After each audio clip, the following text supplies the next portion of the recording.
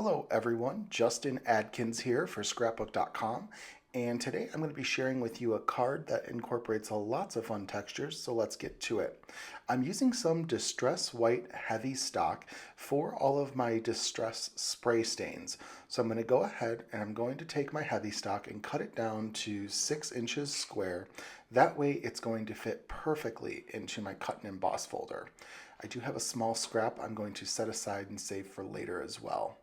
I'm going to go ahead and place my panel inside of my splatter box and spray it with some Salvage Patina Distress Spray Stain. Now, since the Salvage Patina is the lightest color, I'm getting the most coverage with it. The next color I'm using is Peacock Feathers Distress Spray Stain. So I'm going to go ahead and spray a little bit of that, and as you can see, it's a little bit of a darker color. And then we'll pull in some Uncharted Mariner Distress Spray Stain. I'm just kind of spraying it around to get some decent coverage, but I'm going to realize there's some white spots I want to go back to with that Salvage Patina Distress Spray Stain. So I'm going to go ahead, cover up all the sections that I want, and now I'm going to have a really nice panel. I'm going to now move on to some Tarnished Brass Distress Spray Stain, and this has a little bit more of a metallic feel to it. So I'm going to go ahead, spray it just a little over my panel. It's not in a uniform pattern at all, just some splatters, and I'm going to go ahead and after I'm done spraying, heat set this so it's ready to go for later. So as you can see, I've got this really nice distressed panel with some spray that we're going to go ahead and use for some embossing. Now I'm reaching for my Butterflies Cut and Emboss folder by Pink and Main. This folder is really cool. Not only does it emboss 3 butterflies, but it also cuts them out as well. So you can use them for images on your crafting. So using my distress sprayer, I'm going to mist some water onto my panel. This is going to make it so it's more likely to have a nice clean emboss and not have any sort of crackage. So I'm going to go ahead and get this all embossed and cut off camera. And now I'm going to come back and show you what each of these butterflies is going to look like now that the Butterflies Cut and Emboss folder has done its job and cut them off. I'm just loving this light blue-green color along with that tarnished brass. Now I have an A2 sized piece of Streetlight cardstock by Pink and Main, and I'm going to ink blend some Wild Honey Distress Oxide right in the center of this panel. I want to make sure I've got good coverage to work on an ombre, so the next color I'm going to pull in is Rusty Hinge Distress Oxide. This is going to be on the bottom. I'm going to use an acrylic block just to kind of block off my fingers from messing up anything with the Distress Oxide, but I'm just kind of going in, blending it together to make sure that that Wild Honey and Rusty Hinge colors blend really nicely into each other.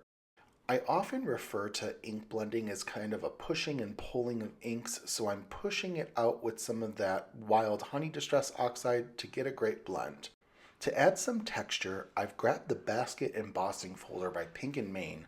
This is going to give a great woven pattern to my panel, so I'm going to go ahead and I'm going to grab my panel, spritz it with some water just to help make it a little bit more susceptible to warping, and then I'm going to place it inside of my basket embossing folder. I'm going to put it face down because I like the pattern on the back side a little bit more than the top side for this project. I'll go ahead and I'm going to emboss this off camera, and as you can see for the reveal, there's a really nice basket texture that is added to this panel that is just going to be perfect for some extra detail for this card. I've got my splatter box again, and I'm going to grab my panel and then use some Tarnished Brass Distress Spray Stain just for a couple specks of that metallic tarnished brass color on my panel. I'm going to make sure it's nice and dry before I get into it, and then I'm going to trim down my panel to about 4 inches by 5 1/4 inches.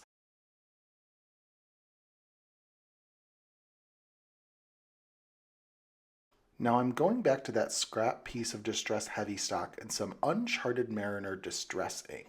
I'm just going to take my ink pad and smear it across my scrap piece of paper a couple times so I can dye it the color of that Uncharted Mariner color. Now because I'm going to be using this panel for heat embossing, I want to make sure it's entirely dry so I don't have any of my embossing powder sticking to it. Now I'm going to be using my MISTI to get my sentiment into place. So I'm going to use my magnets and my dyed paper, get everything into place, and then I'm going to grab the floral wing stamp set by Pink and Main. And I'm going to use this sentiment that says, I hope you have the best birthday ever. Who doesn't need another birthday card in their stash? They're always the ones in my stash that get depleted the quickest, so I knew I wanted to use that for this card. I'm using the Magic Anti-Static brush that I'm going to go ahead and brush on top of my paper. That's going to help prevent any sort of static from causing that embossing powder to cling. Using the embossing watermark pad, I'm going to go ahead and press down my sentiment to get a really nice impression using my MISTI. Now I'm going to grab the Frosting Embossing Powder by Pink and Main, and I'm going to pour it on top of my sentiment. I try not to do too much, but of course you just tap off the excess just a couple times, and then you're going to be able to use your heat gun to go ahead and set your embossing powder. Now once all your powder is set, make sure you give it a couple seconds for your paper to fully dry and return to regular temperature so you don't accidentally smear your sentiment. I'm using my fussy cutting scissors to go ahead and cut out my sentiment. I love fussy cutting out my sentiment because I feel like it gives a really nice and snug fit to the sentiment and still allows it to be able to pop nicely onto your project. Now it's time to map out where I want each of my butterflies to go. So I'm going to go ahead and use some Ultra Bond liquid adhesive on the back of my butterflies, and what you're going to notice is when I'm putting them into place, they are going to hang off of my card. Now the reason for that is off camera, I am going to trim each of the butterflies so that their wings do get trimmed a little bit, and then I'm going to use those wings in other areas of my card to give the illusion that there's going to be more butterflies than I actually used. Now I'm going to put my last one into place and reach for an acrylic block to make sure all of them are secured. Now I'm using those bits that I trimmed off camera to go ahead and make it look like there's those extra butterflies like I discussed a couple seconds ago. This is a really fun way to stretch your little extra bits and bobs that you get when you're crafting, just to add some extra embellishment to your project.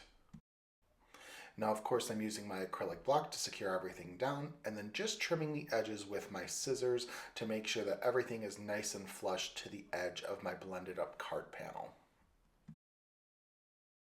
Now I do have an A2 sized card base ready to go, so I'm using some Ultra Bond adhesive to go on the back of my blended up card panel, and because it's slightly smaller than the card base, I'm going to get a really nice white frame. I feel like adding that white frame element is just a really nice added touch to your project to give it that sort of extra layered effect. I'm going to go ahead now. I have my fussy cut sentiment and some iCraft 3D foam tape in 1/8 of an inch. Put some on the back of my sentiment, cut it off with my fussy cutting scissors, and then I'm going to be able to get a really nice raised sentiment for my card. I'm going to select to put it in like the right center of my card, and I just think it really pops. To finish my card off, I've reached for some gold glossy enamel dots by Pink and Main, and I'm just going to put a couple clusters of them into place.